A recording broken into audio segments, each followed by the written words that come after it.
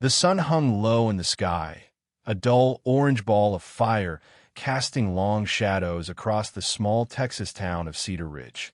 The heat was oppressive, the air thick with the scent of dust and sweat, the kind of weather that seemed to settle into your bones and stay there uninvited.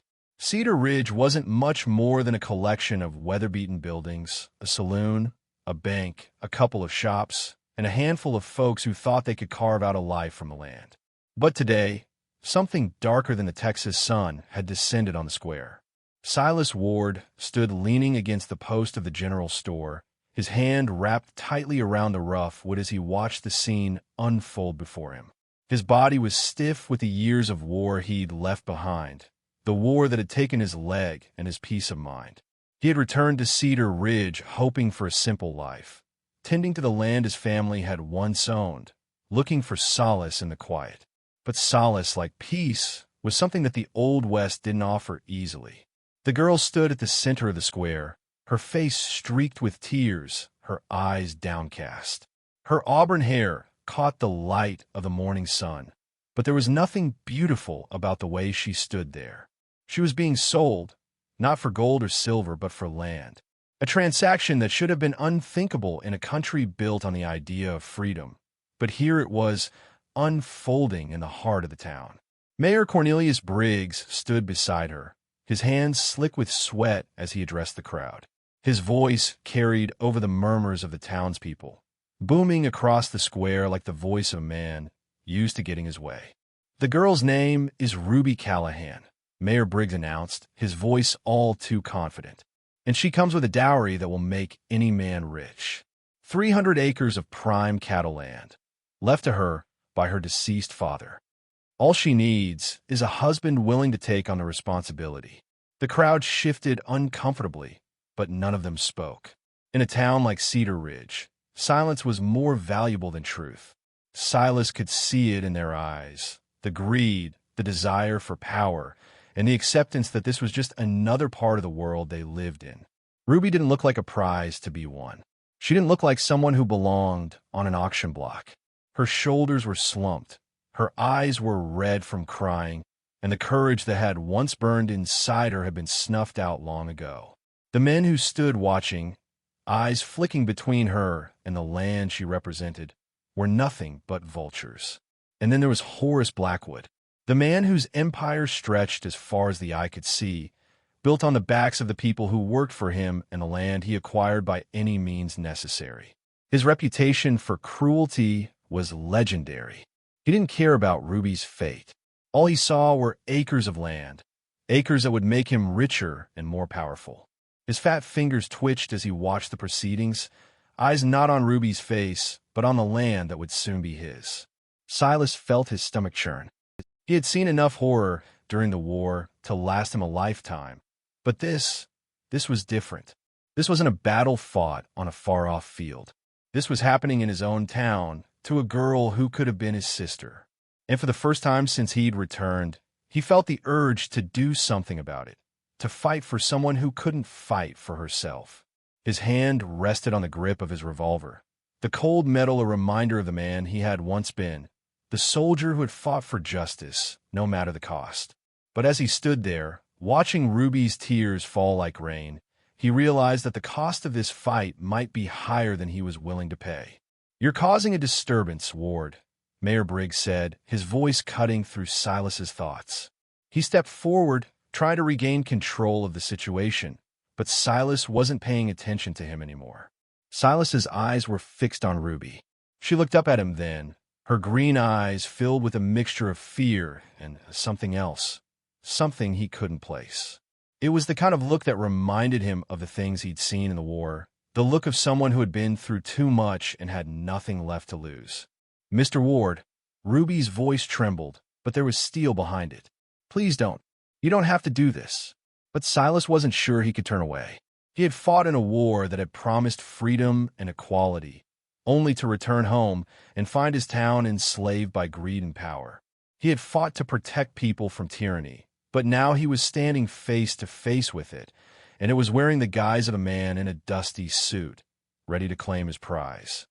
Ruby's words stung him, but not because they were an argument for him to back down.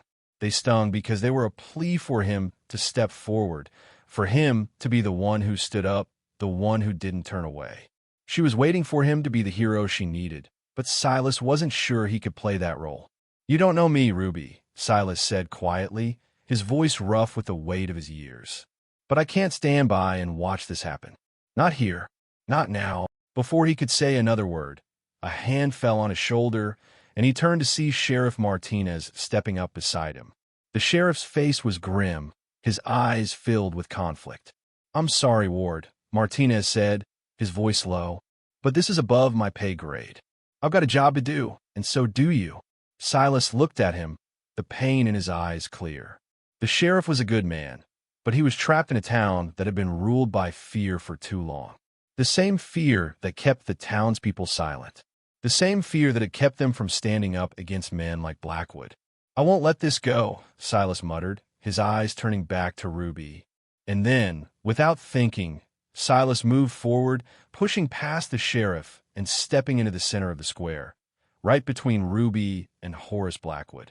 The crowd fell silent as they watched the two men face off, one a veteran of the war, the other a land-hungry tyrant. "This stops now," Silas said, his voice carrying across the square with the authority of a man who had fought for something bigger than himself. Blackwood laughed, the sound like rocks grinding together. "You've been gone too long, Ward, if you think you can waltz back here and stop me. This is legal business." Silas's heart pounded in his chest. He had faced down battles, endured wounds that would have killed lesser men, but none of it had prepared him for this. None of it had prepared him for the sight of a young woman, a prisoner in a town that was supposed to be free, about to be sold like cattle. "This is not legal," Silas said, his voice cold with the weight of his decision. "This is wrong, and I'm not going to let you do it." The wind kicked up, swirling dust around Silas's boots as he stood between Ruby and Horace Blackwood, every eye in the square trained on the confrontation. The sun, a ruthless overseer, bore down upon them, casting a sharp, unforgiving light over the scene. The silence was thick, pregnant with tension, as the crowd waited for the next move. Blackwood's face had turned a deep shade of red, veins bulging from his neck, but Silas could see the fear in his eyes. It wasn't fear of the law or of losing the land. It was fear of being exposed, of his empire built on lies, betrayal, and murder coming crumbling down. "Ward," Blackwood snarled, his voice dripping with venom, "you've got no place here. This is business. A simple transaction. You can't stop this." "No one can." Silas stood tall, his weathered body feeling the weight of his bad leg, the pain sharp and persistent. He felt like the ghost of a man, a remnant of battles fought and lost, but the fire that had once burned bright inside him was still there, simmering beneath the surface. And now, it was burning for something that mattered. "Not anymore," Silas said firmly, his hand resting on the handle of his revolver. It was a gesture, simple and decisive, and it sent a clear message. He wasn't leaving without Ruby. The crowd shifted uncomfortably, eyes darting from one man to the other, but no one dared to intervene. Cedar Ridge had been under Blackwood's thumb for too long, and people were used to staying quiet, used to letting the rich and powerful have their way. But Ruby wasn't like them. Ruby was the one who had refused to stay silent. She stood behind Silas, a quiet strength radiating from her despite the tears that still stained her face. She had no idea what this man was capable of, what he had done, or what he would do next, but she knew one thing for certain. She wasn't going to be a pawn in someone else's game anymore. "You've made a lot of mistakes, Blackwood," Silas continued, his voice steady but filled with a deep, righteous anger. "And today, this town's going to pay for them." Horace Blackwood's laugh rang out, harsh and ugly. "Oh, you're just a broken man with a war in your past, Ward. What are you going to do, huh? Draw your gun and shoot me down like some damned outlaw." His voice dripped with disdain, but there was a tremor in it now. The kind of tremor that comes when a man realizes he's no longer in control. Silas didn't flinch. "I'll do whatever it takes to make sure Ruby's safe. You won't touch her again." Blackwood stepped closer, his boots thudding against the dirt like the sound of a thunderstorm rolling in. "This is my town, Ward. You should have stayed out of it. But you didn't. And now you're going to pay the price." Behind Blackwood, the two gunmen shifted, their eyes never leaving Silas. The first was a tall man with a scar running down the length of his face, his hands twitching at his sides.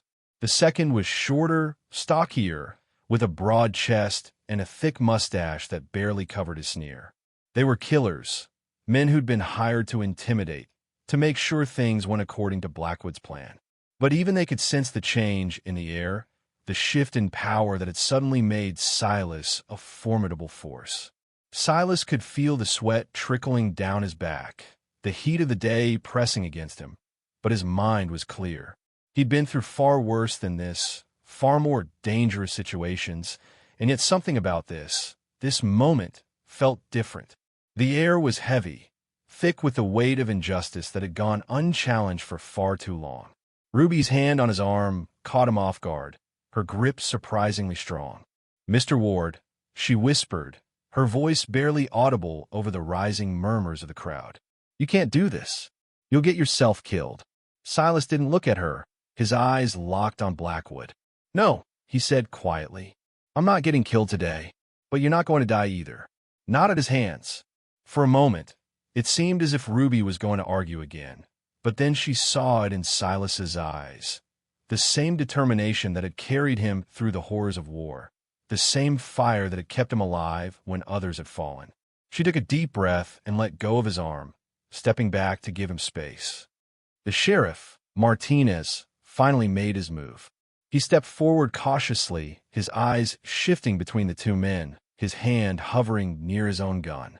"I don't want no bloodshed in my town," Sheriff Martinez said, his voice hesitant, filled with the weight of his position. "But if this keeps going, it's going to end badly for all of us." The situation was escalating, and Silas knew it. Blackwood wasn't going to back down, not with so much on the line. The whole town was watching, waiting to see who would make the first move, and Silas wasn't about to let it be him. "Let's make this simple," Silas said, his voice cold, cutting through the tension like a knife. "You leave, and you don't touch Ruby. You can take your land and your men, and you can get the hell out of Cedar Ridge. Otherwise, we're going to have a problem." For a moment, it looked like Blackwood was going to laugh it off, dismiss him like he had before. But this time, something in his eyes changed. The fear was there, creeping around the edges, slipping into his expression like a shadow. And for the first time, it wasn't just his anger that Silas saw. It was the realization that the game he thought he was winning was slipping through his fingers. "Silas, you don't know who you're messing with," Blackwood growled, his hands moving toward his gun. But before he could even reach for it, Silas's revolver was out of its holster and aimed squarely at Blackwood's chest. "One more step, Blackwood," Silas said calmly, his grip steady, "and you'll regret it." Blackwood froze, his eyes locked on the barrel of Silas's gun. His men behind him seemed to hesitate too, their fingers twitching around their own weapons but not daring to make a move. "Back off," Silas said, his voice like gravel. "This is between you and me now. Everyone else is just standing by." The silence stretched, unbearable, until a sound broke through it. The sound of the mayor clearing his throat, the sound of a cowardly man realizing that the power he had so long wielded was slipping away. "You'll regret this, Ward," Mayor Briggs muttered, trying to regain control of the situation, but Silas was already too far gone to care. This was no longer about the land. It was no longer about the power or money that Blackwood sought to gain.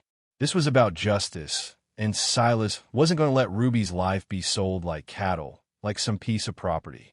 The tension in the square was palpable, suffocating. Every soul in Cedar Ridge had gathered around, drawn by the spectacle of what had started as an auction and now teetered on the edge of violence. Silas Ward, standing firm, his revolver leveled at Blackwood, felt the weight of every eye upon him. His leg, still aching from the long years of war and injury, screamed in protest as he kept his stance, but he refused to move. Not this time. Blackwood stood before him, his hands still hovering dangerously near his gun, his lips twisted into a grimace of fury and disbelief. His once unshakable confidence had cracked like dry earth under the weight of Silas's steady resolve. "You don't scare me, Ward," Blackwood spat, his voice venomous. "You think you can stand here and pretend you're the hero? The world doesn't work like that. It never has." For a moment, Silas was silent. His eyes never wavered from Blackwood's, his finger tightening just slightly on the trigger of his revolver. "I don't have to be a hero," Silas said finally, his voice low, almost a growl. "I just have to stop you from doing what you've been doing to people in this town." And to her. He gestured toward Ruby, who was still standing behind him, her posture strong and defiant, despite the tears that lingered in her eyes. She had found something in herself over the past few days, something that even the men who had traded her like cattle couldn't extinguish. It was something Silas admired more than he could ever express. She was no longer the frightened girl who had been sold for land. She had become a force unto herself, and it was that force that gave him the strength to stand tall now. Ruby's voice cut through the heavy silence. "You've already taken everything from me, Blackwood. My father, my land, my family's honor. But there's one thing you'll never take." Her green eyes, filled with pain but burning with a quiet fury, locked onto Blackwood. "My future." Her words hung in the air, each syllable an arrow aimed directly at Blackwood's heart. It was clear now. He had underestimated Ruby. He had thought that by taking her land and using her as a pawn in his schemes, he could break her spirit. But Ruby Callahan was not a pawn, and she never had been. Blackwood sneered, stepping closer, his hand twitching toward his holstered pistol. The crowd held its breath, the tension so thick it could have been sliced with a knife. "You think you can threaten me in front of all these people?" Blackwood growled, his voice thick with rage. "I own this town, Ward. The mayor, the sheriff, everyone. You think they're going to help you? No. You're just a washed-up soldier with a broken leg and a dead man's honor." Silas didn't flinch. He was used to the insults, the threats, the cruelty of men like Blackwood. He had faced worse on battlefields, in the trenches, where the fight was for more than just land, it was for life itself. But this fight, this one, was for something far greater. It was for the soul of Cedar Ridge, for the chance to stop a man like Blackwood before he turned this town into a place where justice was bought and sold. With a single, fluid motion, Silas stepped closer, his boots crunching the dirt beneath him. "I don't care what you think you own, Blackwood," he said, his voice unwavering. "You don't own me, and you don't own this town. And I'm done letting men like you run it." Blackwood's anger surged, his face turning purple as his grip tightened on his gun. Silas could see it, the desperation, the panic that clawed at him, urging him to act before his carefully constructed empire unraveled before him. "Enough!" Blackwood barked. He reached for his gun with lightning speed, but Silas was quicker. His hand was already on the revolver's grip, and before Blackwood could draw, Silas fired. The shot rang out, deafening in the silence of the square. The bullet missed Blackwood by inches, but it was enough. It was enough to make Blackwood freeze in place, his gun still halfway drawn, his fingers trembling. "You should have learned by now," Silas said, his voice cold and steady, "that men like you don't get to make the rules." The crowd, once paralyzed with fear, now began to stir, murmurs rippling through them like a gust of wind. The air shifted, just slightly, as if the weight of Silas's words had cracked the armor of complacency that had held them in check for so long. Sheriff Martinez, who had been watching from the edges of the square, stepped forward cautiously, his eyes flickering between Silas and Blackwood. His gun was still holstered, but his posture had changed. "Silas," the sheriff said, his voice tight with the weight of his decision, "you're playing a dangerous game here. You can't just go around shooting people." Silas didn't look at him. He kept his eyes on Blackwood, who was now visibly shaken, his hands raised in mock surrender.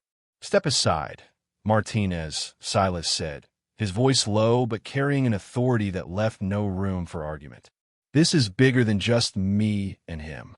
Ruby's voice cut in again, softer now, but no less determined. "I want him arrested.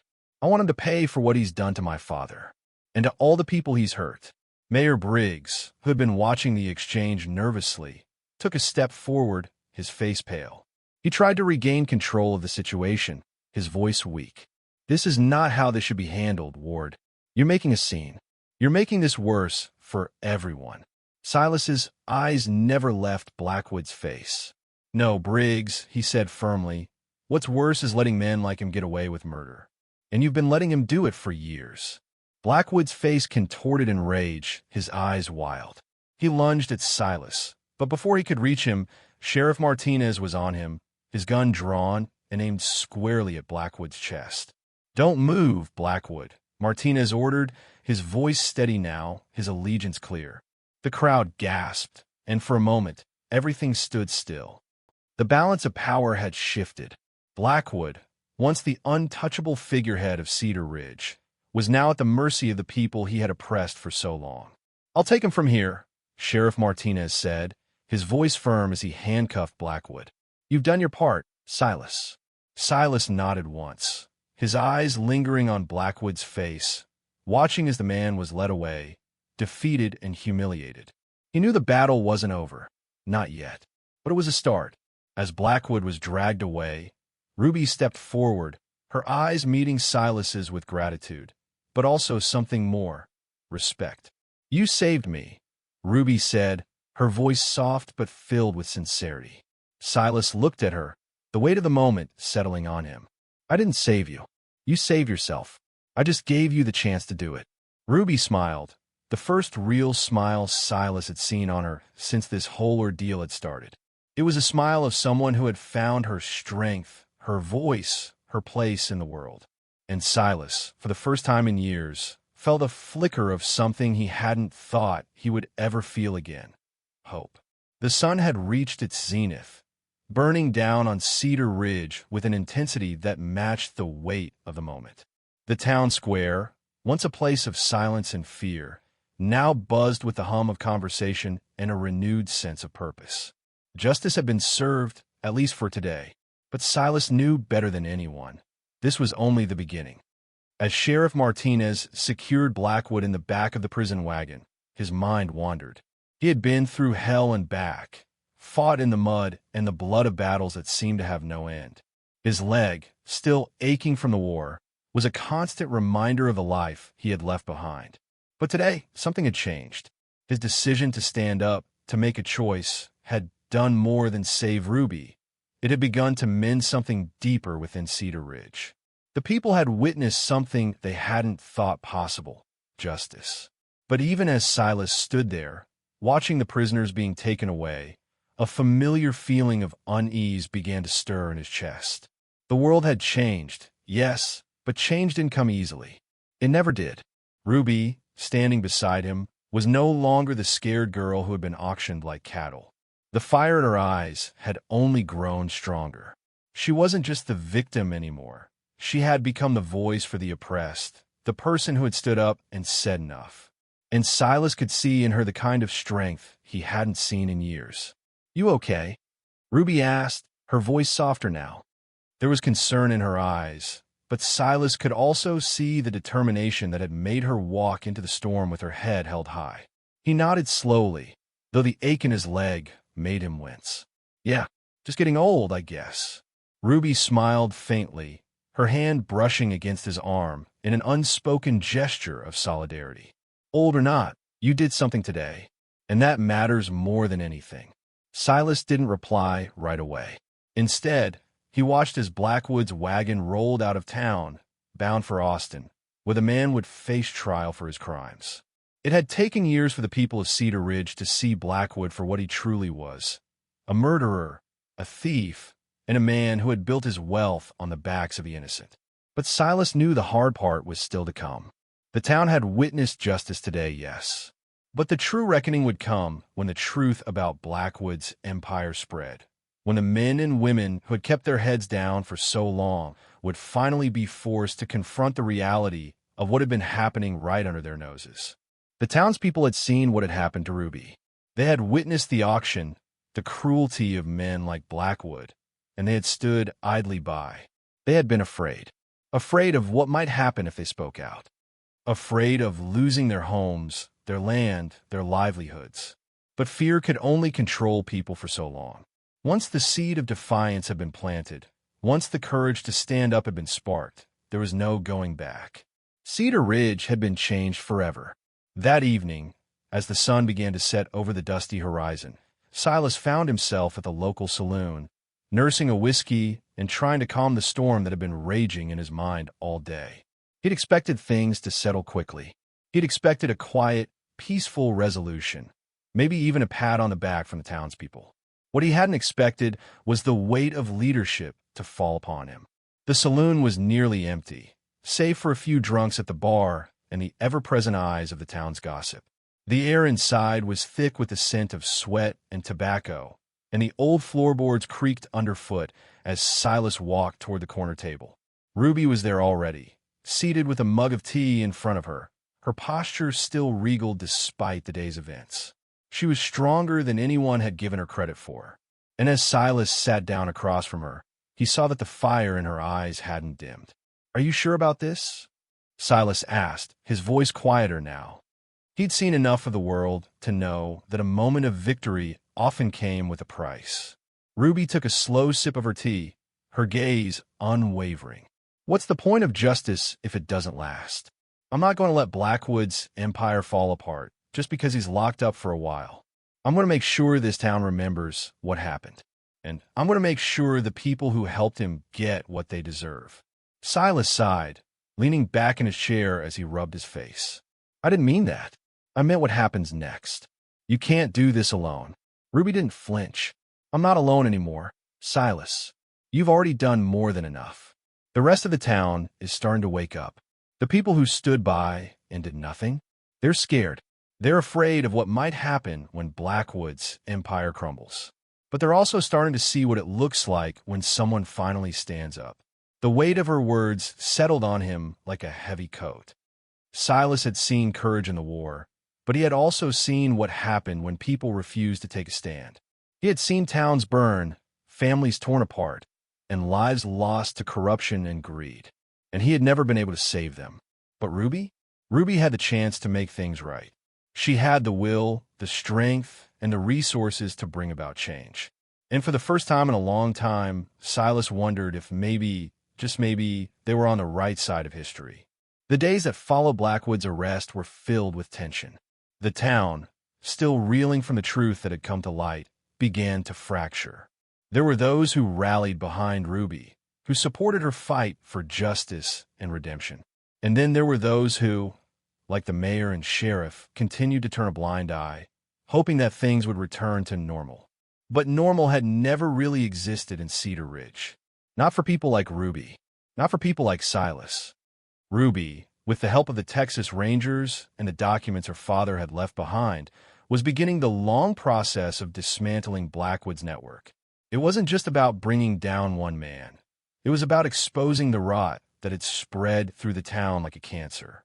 It was about reclaiming land, property, and lives that had been stolen. Silas knew it wouldn't be easy. There would be more fights, more struggles, and more moments when the temptation to give up would feel overwhelming. But Ruby had already shown him that she wasn't afraid of what lay ahead. And in that, Silas found a strange sense of peace. The next few weeks were a blur of court hearings, document exchanges, and secret meetings in the dead of night. Ruby's resolve never wavered, even as the weight of the world seemed to settle on her shoulders. She was no longer the girl who had been sold like cattle.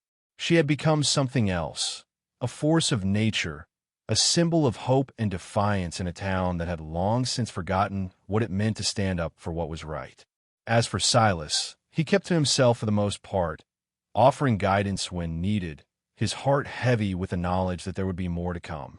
There were still powerful men who wanted Blackwood's empire to survive. Men who would stop at nothing to make sure Ruby didn't succeed. But as the moon rose over Cedar Ridge one evening, casting its pale light across the town, Silas knew that Ruby Callahan would be the one to see this through, and he would be there by her side, just as he had promised. The moon hung low over Cedar Ridge, casting long shadows across the town, like a memory of the dark past it had barely escaped. A town that had been broken, rebuilt, and broken again stood on the edge of something new, something different. But it wasn't going to be easy. Ruby Callahan had put the town on notice. Her father's death had been the spark, and now the fire of justice was burning through Cedar Ridge, threatening to consume all that had been built on lies, murder, and greed. The ashes of Blackwood's empire were still hot, but Ruby knew the war wasn't over. It wasn't just about exposing Blackwood or his criminal allies. It was about making sure no one ever had the power to do this again. Silas Ward could feel the weight of the coming storm. His leg ached as he sat on the porch of his small farm, watching the last light of the day fade behind the mountains. The town had changed, but so had he. The man who had walked into Cedar Ridge years ago, hoping for peace, had been replaced by someone willing to fight, not just for himself, but for something bigger. Ruby had come to him earlier that day, asking for his help once more. The letter from her father, the one that had set this whole chain of events in motion, was still in the vault, but there were people who would stop at nothing to keep it hidden. There were men in the shadows, men who had made deals with Blackwood, and they were already making their move. The clock was ticking. It had been days since the arrest, but Silas knew that as long as Blackwood was still alive, there would be men who would try to free him, or worse, finish what he had started. They had learned that Ruby's father had left behind more than land. He had left a trail of evidence, of secrets that would take down not just Blackwood, but everyone who had been involved in his schemes. The sun had set, and the stars now glittered like cold diamonds in the sky. The town was quiet, too quiet. Silas couldn't shake the feeling that something was coming, something that would change everything. And he was right. By the time Silas made his way to the general store, the sun had long disappeared behind the horizon. The faint sound of hooves reached his ears, distant but growing louder with every passing second. His heart rate quickened. The last few days had felt like a countdown, and now the final hours were here. Ruby was already inside the store, talking with Sheriff Martinez. There was a map of the town spread out before them, and Ruby's finger traced the lines, pointing out the likely routes the bounty hunters and Blackwood's allies might take. She had a plan. Of course she did. She had planned everything from the moment she decided to take control of her father's legacy. Silas leaned against the doorframe, watching them in silence. He hadn't realized how much he had come to respect this young woman. The girl who had been auctioned like cattle was now the woman who had brought a corrupt empire to its knees. Ruby had become a leader, someone who could look fear in the face and not flinch. "Silas," Ruby said, her voice calm but urgent, as if she had anticipated his arrival. "We need to move fast. The men outside aren't just bounty hunters. They're the last of Blackwood's muscle. If they find out what we've got, it'll be over." Silas pushed himself off the wall and walked toward the map. The plan was simple but dangerous. The townspeople had rallied behind Ruby. They had armed themselves, ready to stand and fight for what was right. But they weren't soldiers. They weren't trained to fight. The stakes were higher than they realized. If Ruby's plan didn't work, if the bounty hunters got to her first, everything they had fought for would be lost. "I'll help you hold them off," Silas said, his voice steady, even as his leg reminded him of the pain that was always there, just beneath the surface. Ruby's eyes met his. "I don't want you to get hurt, Silas. You've already done so much." He smiled, though there was little warmth in it. "You remind me of my sister. She died young, never had a chance to fight for what was hers. I'm not going to stand by while they try to take everything from you." Not again. Ruby didn't say anything for a long moment, and Silas could see the conflict in her eyes. She knew what was at stake, but she also knew how much was on the line. "All right," she said finally. "Let's make sure they don't get the chance." The tension in the air thickened as the bounty hunters drew closer. The wind had picked up, carrying the scent of dust and smoke. Silas could feel the weight of the gun against his side, the familiar grip of his revolver offering some comfort in a town that had been anything but comforting. Outside, the riders were coming into view. 6 of them, their faces hidden behind bandanas, their eyes cold and calculating. They had no intention of negotiating. They had been paid to do one thing: kill. As Silas and Ruby stood in the doorway, watching them approach, the sound of a distant gallop broke the silence. The riders weren't the only ones coming down. In the distance, a cloud of dust marked the arrival of the Texas Rangers. Their horses moved with purpose, their rifles at the ready. Captain McCready led them, his face set in grim determination. The cavalry had arrived, but the question remained, would it be enough? Ruby turned to Silas, her hand resting on the revolver at her hip. "They'll come for us first," she said, her voice a low whisper. "We have to be ready." Silas nodded, his grip tightening on his own weapon. "We've got this." As the bounty hunters closed in, Silas felt the years of war come rushing back. The pain, the fear, the loss. But now, standing in this small town with a young woman beside him, it felt like he had a chance to make up for all the things he'd never been able to fix. The two gunmen approached first, their hands hovering over their holsters. Silas stepped forward, his boots grinding against the dirt as he faced them down. They were confident, maybe too confident. They underestimated the people of Cedar Ridge. They underestimated Ruby. "Ruby Callahan," one of the men called out, his voice gravelly. "You've got 1 minute. Come out and face the consequences." Ruby didn't flinch. "You want me?" she shouted back. "Come and get me." The standoff lasted only seconds. Then, like a flash of lightning, the first gunshot rang out. It wasn't Ruby or Silas who fired first. It was Sheriff Martinez. The bullet found its mark, and one of the gunmen fell. The others hesitated, but only for a heartbeat. Then, all hell broke loose. The Rangers stormed in, their guns blazing, taking down the remaining bounty hunters with ruthless precision. The sound of gunfire echoed through the square, each shot a call for justice. By the time the dust settled, it was over. The bounty hunters were either dead or captured, and Blackwood's reign over Cedar Ridge had come to a bloody end. Ruby stood in the center of the town square, breathing heavily, her eyes scanning the crowd that had gathered. In the end, it wasn't just the law that won. It was the people. The weight of what had just happened was still settling in when Silas walked over to Ruby. He saw the exhaustion in her eyes, but also something more, something unbreakable. "You did it," he said, his voice filled with awe. Ruby smiled faintly, her hand resting on her gun. "We did it." The sun set slowly over Cedar Ridge, casting long shadows across the town square. The dust had settled, but the aftermath of what had transpired still hung heavy in the air.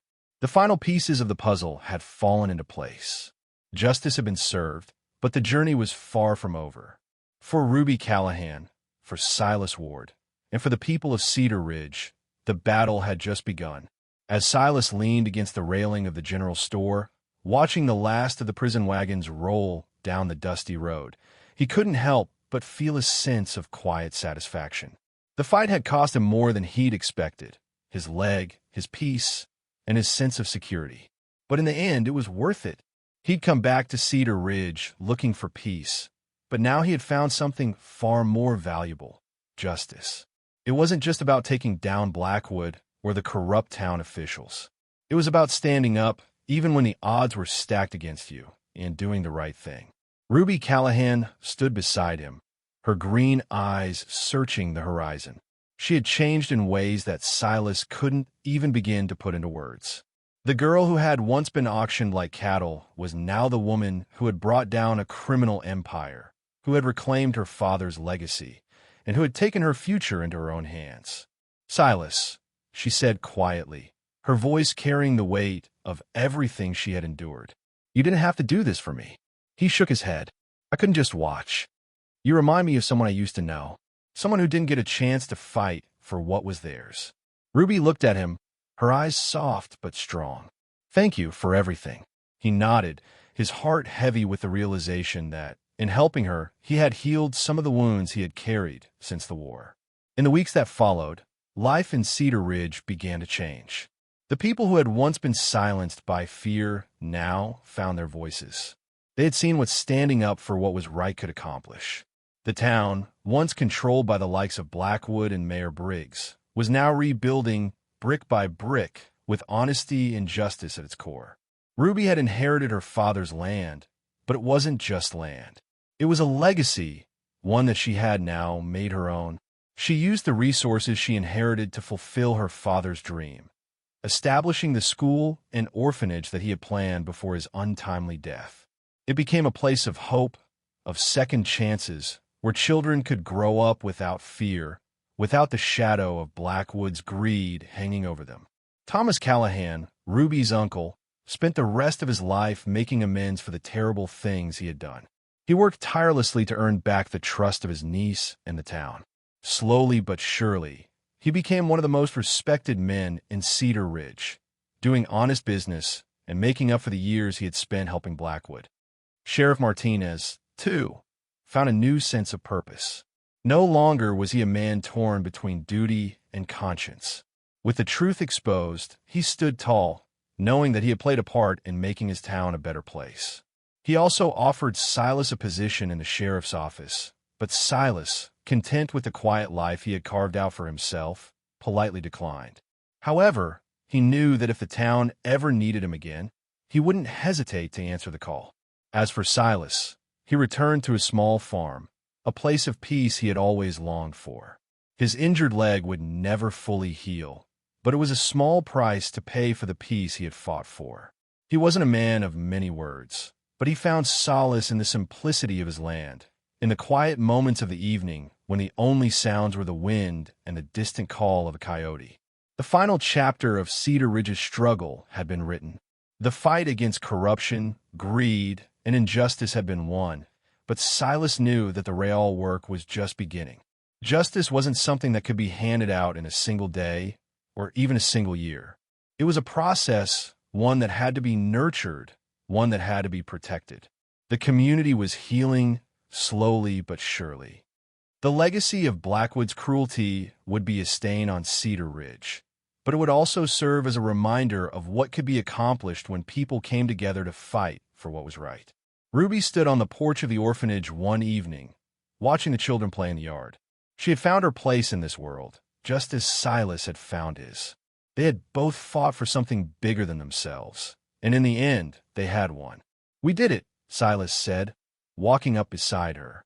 His voice was quiet, but there was a strength in it that Ruby had come to recognize.